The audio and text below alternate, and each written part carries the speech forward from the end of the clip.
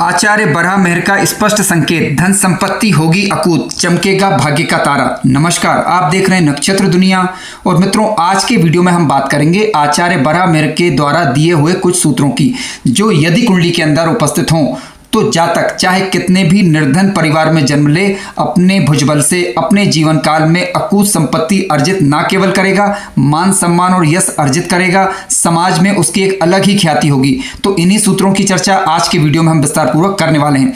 यदि आप चैनल पर नए हैं तो चैनल को सब्सक्राइब अवश्य करें, वीडियो ज्ञानवर्धक लगे तो लाइक भी करें। आइए शुरू करते हैं। मित्रों, आचार्य बरहा मेहर का पहला सिद्धांत इस प्रकार से है, यदि किसी जातक के धन भाव के अंदर गुरु ग्रह बैठे हुए हों तो उस जातक के पास जो धन आएगा वह अच्छे मार्गों से आएगा। उस जातक के पास वाणी जो होगी वह सात्विक वाणी होगी, वह जातक अपने धन का सदुपयोग कर पाएगा। तो आचार्य बरहा मेहर का यह सिद्धांत बताता है कि आपकी कुंडली चाहे किसी भी लग्न की हो, यदि कुंडली के दूसरे भाव के अंदर यानी धन भाव में गुरु ग्रह बैठे हुए हों, ध्यान रखें गुरु ग्रह यहाँ पर यदि स्वाग्रही मित्र ग्रह यदि उच्च राशि के होकर बैठे हुए हों तो काफ़ी अच्छा रहेगा। धन भाव का कारक ग्रह मित्रों ध्यान रखें जब धन भाव के अंतर्गत बैठता है, लेकिन गुरु ग्रह किसी शुभ ग्रह के साथ होना चाहिए, यानी गुरु ग्रह अकेले नहीं होना चाहिए, क्योंकि गुरु जब दूसरे, पांचवें, सातवें या 11वें भाव के अंदर बैठते हैं तो उतना अच्छा फल नहीं देते हैं, ठीक है। लेकिन किसी शुभ ग्रह के साथ यदि कुंडली के दूसरे भाव के अंदर गुरु महाराज बैठे हुए हैं तो जातक के पास निरंतर धन बना रहेगा, आवश्यकता के अनुसार जातक के पास धन की कमी नहीं रहेगी। ये एक अटल सिद्धांत है। यदि आपकी कुंडली के दूसरे भाव के अंदर गुरु महाराज बैठे हुए हैं तो निश्चित रूप से येन केन प्रकार आपके पास धन आता रहेगा। तो ये पहला सिद्धांत था। आइए आज के दूसरे सूत्र पर हम चर्चा करते हैं। मित्रों, आचार्य बरहा मेहर का दूसरा सूत्र इस प्रकार से है। मित्रों, आचार्य बरहा मेहर द्वारा दिया गया दूसरा सूत्र इस प्रकार से है। देखिए, यदि किसी जातक की कुंडली में किसी पाप ग्रह पर शुभ ग्रह की दृष्टि हो तो उस पाप ग्रह के पाप प्रभाव का शमन होता है। फिर से सुनिए, यदि किसी जातक की कुंडली में कोई पाप ग्रह पर शुभ ग्रह की दृष्टि हो तो उस पाप ग्रह का पाप प्रभाव उतना नहीं मिलता, यानी उस पाप ग्रह की दशा अंतरदशा के दौरान उसके पाप प्रभाव में कमी आती है, जिसके कारण जो ग्रह शुभ प्रभाव दिखा रहा है यदि उसका शुभ प्रभाव यदि वैदिक तरीके से बढ़ाया जाए तो निश्चित रूप से जातक को उस पाप ग्रह की दशा अंतरदशा के दौरान मिलने वाले कष्टों से राहत मिलती है। आइए उदाहरण पूर्वक इसे जानते हैं। मित्रों, समझने के लिए मैंने शनि ग्रह को यहाँ पर कुंडली के तीसरे भाव के अंदर लिखा हुआ है। आप जानते हैं कि शनि ग्रह नैसर्गिक रूप से अगर देखा जाए तो दुखों के कारक ग्रह माने जाते हैं। अब गुरु ग्रह यहाँ पर कुंडली के एकादश भाव के अंदर बैठे हुए हैं, जो अपनी पंचम दृष्टि से शनि महाराज को देख रहे हैं, यानी गुरु एक नैसर्गिक शुभ ग्रह है जो अपनी पंचम दृष्टि से शनि ग्रह देख रहे हैं। तो इसका मतलब यह हुआ कि इस जातक को जब कभी भी शनि ग्रह की दशा अंतरदशा आती है और शनि ग्रह यदि उसकी कुंडली के अंदर योग कारक ग्रह ना हो, मारक ग्रह या खराब ग्रह बन रहे हो, तो ऐसी स्थिति में गुरु की दृष्टि के कारण शनि ग्रह के पाप प्रभाव में कमी अवश्य ही देखने को मिलेगी, यानी उतना नेगेटिव प्रभाव नहीं आएगा। यही यह सिद्धांत कहता है। इसके विपरीत मान लीजिए कि यदि किसी जातक की कुंडली में किसी शुभ ग्रह पर किसी पाप ग्रह की दृष्टि हो तो ऐसी स्थिति में उस शुभ ग्रह के प्रभाव में भी फिर कमी आती है, यानी वह शुभ ग्रह उतना अच्छा प्रभाव नहीं दे सकता। ऐसा समझना चाहिए यदि शुभ ग्रह पर पाप ग्रह की दृष्टि हो तब की यहां पर बात चल रही है। आइए आज के अगले सूत्र पर विचार करते हैं। मित्रों, आज का तीसरा सिद्धांत या कह सकते हैं आप तीसरा सूत्र इस प्रकार से है। यदि किसी जातक की लग्न कुंडली, फिर सुनिए, यदि किसी जातक की लग्न कुंडली और नवांश कुंडली एक ही लग्न की बन रही हो, ये काफी महत्वपूर्ण सिद्धांत है। यदि किसी जातक की लग्न कुंडली या नवांश कुंडली एक ही लग्न की बन रही हो तो ऐसी स्थिति में तो ऐसे जातक का जीवन काफी प्रभावशाली होगा। जातक अपने जीवन में निरंतर प्रगति करता रहेगा। जातक को केवल अपने आप को समझने की आवश्यकता है। यदि वह अपने आप को उचित तरीके से समझ लेगा तो निश्चित रूप से जीवन काल में बड़ी धन संपत्ति एकत्र करेगा, समाज में मान सम्मान अच्छा रहेगा। चाहे कितना ही निर्धन परिवार में वह जन्मा हो तो वह जातक आगे चलकर अपने जीवन को न केवल उन्नत कर पाएगा बल्कि अपने परिवार का नाम भी समाज में ख्याति प्राप्त कर पाएगा, समाज में अपने परिवार का कुल का नाम बढ़ा पाएगा। तो देख लीजिए, यदि आपकी लग्न कुंडली यानी D1 चार्ट और D9 चार्ट में दोनों एक ही ग्रह बन रहे हैं, ठीक है, एक ही ग्रह, यानी मान लीजिए आपकी मेष लग्न की कुंडली बन रही है लग्न कुंडली, तो यदि नवांश कुंडली भी मेष लग्न की बन रही हो, उसी प्रकार से यदि वृषभ लग्न की कुंडली है आपकी तो नवांश कुंडली भी वृषभ लग्न की बन रही हो।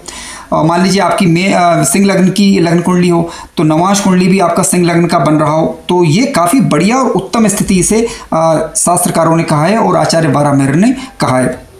मित्रों, आज का चौथा सूत्र या चौथा सिद्धांत इस प्रकार से है। यदि किसी जातक की कुंडली जिसमें लग्न कुंडली भी देखना है और नवांश कुंडली भी देखना है, यदि किसी जातक की लग्न कुंडली और नवांश कुंडली में चंद्रमा एक ही राशि के अंदर उपस्थित हो, फिर सुनिए, यदि किसी जातक की लग्न कुंडली और नवांश कुंडली में चंद्रमा एक ही राशि में हो, जिसे हम बोलते हैं चंद्रमा यदि राशि वर्गोत्तमी हो, ठीक है, यानी D1 चार्ट और D9 चार्ट के अंदर चंद्रमा एक ही राशि के अंदर आ रहा है, तो ये काफ़ी बढ़िया स्थिति कही जाएगी। ऐसी स्थिति में भी जातक अपने जीवन काल में अथाह संपत्ति अर्जित करता है और जातक अपने भुजबल से, अपने प्रयत्नों से जीवन में तरक्की अर्जित कर पाएगा। ऐसा जातक लकी माना जाएगा, चाहे आपका लग्न जो भी बन रहा हो। उदाहरण के लिए मान लीजिए कि आपकी लग्न कुंडली में चंद्रमा जो है कन्या राशि का होकर बैठा हुआ है, तो नवांश कुंडली में भी चंद्रमा यदि कन्या राशि के अंदर ही बैठा हुआ हो तो आपका चंद्रमा जो है वो राशि वर्गोत्तमी माना जाएगा। और राशि वर्गोत्तमी होने के कारण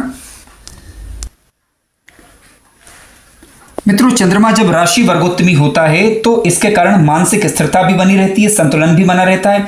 जातक के अंतर्ज्ञान की बात करें तो जातक का अंतर्ज्ञान काफी अच्छा होता है, जातक सौम्य किस्म का होगा, कलात्मक रुचियां उसके अंतर्गत होंगी। इसके अलावा धन का सुख अच्छा जीवन काल के दौरान बना रहेगा, माता का सुख सामान्यतः अच्छा रहता है। ध्यान रखिए कि जब चंद्रमा राशि वर्गोत्तमी हो रहा हो तो कम से कम नीच अवस्था का ना हो, स्वगृह, मित्र गृह या उच्च राशि के होकर चंद्रमा बैठे हुए हो सकते हैं, चाहे किसी भी भाव के अंदर हो। आइए आज के पांचवें सूत्र या पांचवें सिद्धांत पर चर्चा करते हैं। मित्रों, आचार्य बारामेर के द्वारा दिया गया आज का पांचवा सिद्धांत इस प्रकार से है।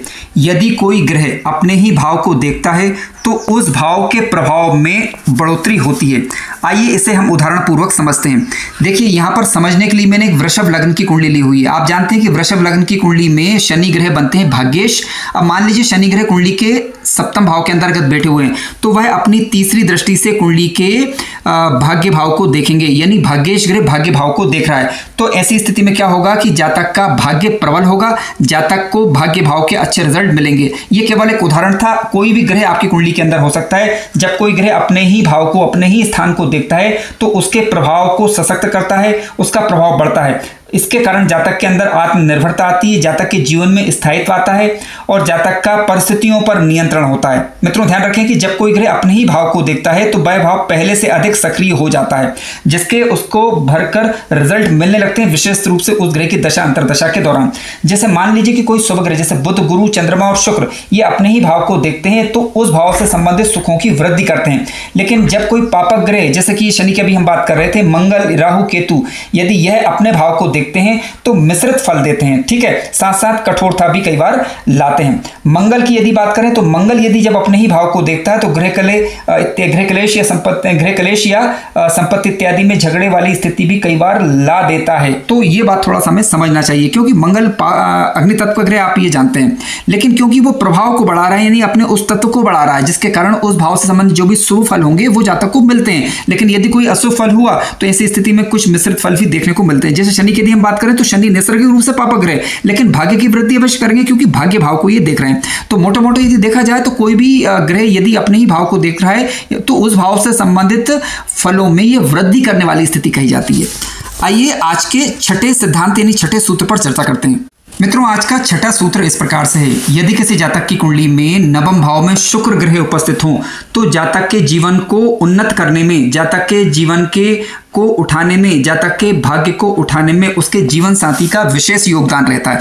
आइए इसे हम उदाहरण पूर्वक जानते हैं। देखिए, शुक्र ग्रह यदि आपकी कुंडली के नवम भाव के अंदर स्वगृही, मित्र गृही या उच्च राशि के होकर बैठे हुए हों और पाप प्रभाव में नहीं हो तो निश्चित रूप से जातक का जीवन साथी जातक के जीवन को उन्नत करने में विशेष योगदान देता है, जिसका लाभ मिलता है। इसका फायदा यह होता है कि जातक के जीवन में भाग्य वृद्धि भी होगी और जातक जब उस समय प्रयत्न करेगा, जब दशा की ग्रह की दशा अंतरदशा चल रही होगी तो जातक को लाभ भी हो पाएगा, क्योंकि शुक्र एक नैसर्गिक शुभग्रह है, भाग्य भाव के अंतर्गत बैठेंगे तो भाग्य का लाभ देंगे ही देंगे, साथ साथ अध्यात्म और धर्म का लाभ भी दे पाते हैं। इसके अलावा विदेशों में भी जातक को सफलता प्राप्त होने की संभावना बन जाती है। उच्च शिक्षा के दृष्टिकोण से देखा जाए तो यह स्थिति उत्तम ही कही गई है। मित्रों ध्यान रखें कि शुक्र ग्रह यदि पीड़ित हो रहे हो, नीच राशि या शत्रु राशि होकर बैठे हुए हो या पाप प्रभाव में आ रहे हो, तब ऐसी स्थिति में हम ज्यादा अच्छे फलों की उम्मीद नहीं कर सकते। लेकिन आचार्य बराहमिर ने क्योंकि कहा है कि शुक्र यदि नवम भाव के अंदर हो और तो ऐसी स्थिति में जातक के जीवन साथी से भाग्य को उन्नत करने में सहायता अवश्य ही मिलती है।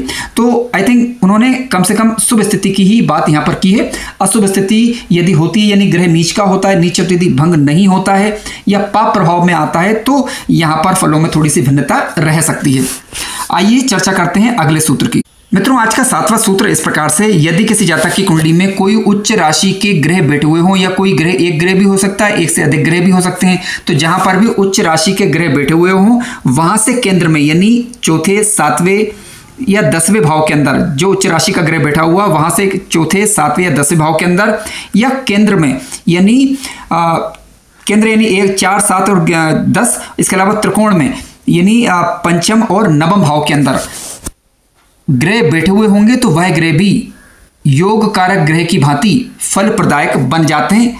यदि अब उदाहरण से इसे हम जान लेते हैं। देखिए उच्च राशि का जो ग्रह बैठा हुआ है, सबसे पहले आप ये देखें क्या वह कुंडली के अंदर योग कारक बन रहा है। यदि वह कुंडली का योग कारक ग्रह है तो उससे केंद्र त्रिकोण में जो ग्रह बैठे हुए होंगे वह ग्रह अपनी दशा अंतरदशा के दौरान राजयोग के समान फल देने वाले माने जाएंगे, राजयोग के समान जातक को लाभ देंगे। हालांकि यहां पर यह देखना महत्वपूर्ण होगा कि उच्च राशि के ग्रह से जो ग्रह केंद्रीय त्रिकोण में हैं वह ग्रह किस राशि में बैठे हुए हैं। यदि वह मित्र राशि में, स्वराशि में, उच्च राशि में बैठे हुए होंगे, शुभ भावों के अंतर्गत बैठे हुए होंगे तो उन ग्रहों के फल सामान्यतः ज्यादा अच्छे मिलेंगे। लेकिन मान लीजिए फिर भी उच्च राशि का कोई शुभ ग्रह बैठा हुआ है, उससे कोई भी ग्रह चाहे पापक ग्रह क्यों ना हो वह केंद्रीय त्रिकोण में होगा, तो उच्च राशि के ग्रह की महादशा में जब उन ग्रहों की दशा अंतरदशा आएगी तो सामान्यतः वह अच्छा फल देगी, ऐसा हमें समझना चाहिए। हालांकि फिर मैं यहां पर बोलना चाहूंगा कि आप ये जरूर विचार लीजिएगा कि उच्च राशि के ग्रह से जो ग्रह केंद्र त्रिकोण में बैठ रहा है वह अच्छा लाभ अवश्य ही देगा। लेकिन यदि वह मारक ग्रह बन रहा होगा तो थोड़ी बहुत दिक्कत परेशानी लेकिन सामान्य किस्म की अवश्य ही बनी रहती है।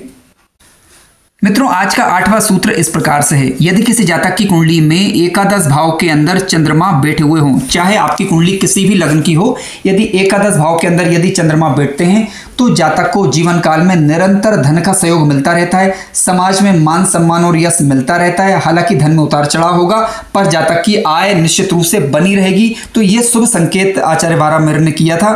चंद्रमा जब 11वें भाव के अंदर होगा तो जातक को विदेशी व्यापार इत्यादि में भी लाभ की स्थिति बनती है। देखिए आय भाव के अंदर जब चंद्रमा बैठते हैं तो जातक की आय में उतार चढ़ाव रहता है, लेकिन समाज में मान पद प्रतिष्ठा अच्छी रहेगी, आय बनी रहती, चाहे वो कभी कम हो कभी ज्यादा क्यों ना हो।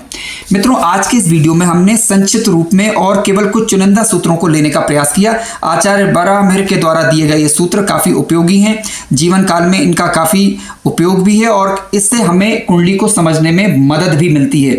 तो निश्चित रूप से क्योंकि आचार्य बराहमिर कोई साधारण ज्योतिषाचार्य नहीं थे, वो एक ज्योतिष के पितामह थे। ठीक है, उन्होंने ज्योतिष के अनेक सिद्धांत दिए जिनका और वैज्ञानिक तर्कों के आधार पर दिए। ठीक है, तर्कपूर्ण ढंग से उन्होंने सिद्धांतों का प्रतिपादन किया था, जिसके कारण आज हम उनका लाभ ले पा रहे हैं और उनके द्वारा दिए गए सिद्धांतों के माध्यम से, उनके द्वारा की गई गणनाओं के माध्यम से आज ज्योतिष का कार्य हम आगे कर पा रहे हैं, उसको समझ पा रहे हैं। कार्यक्रम ज्ञानवर्धक लगा हो तो लाइक करें, चैनल पर नए हो तो सब्सक्राइब भी करें। धन्यवाद।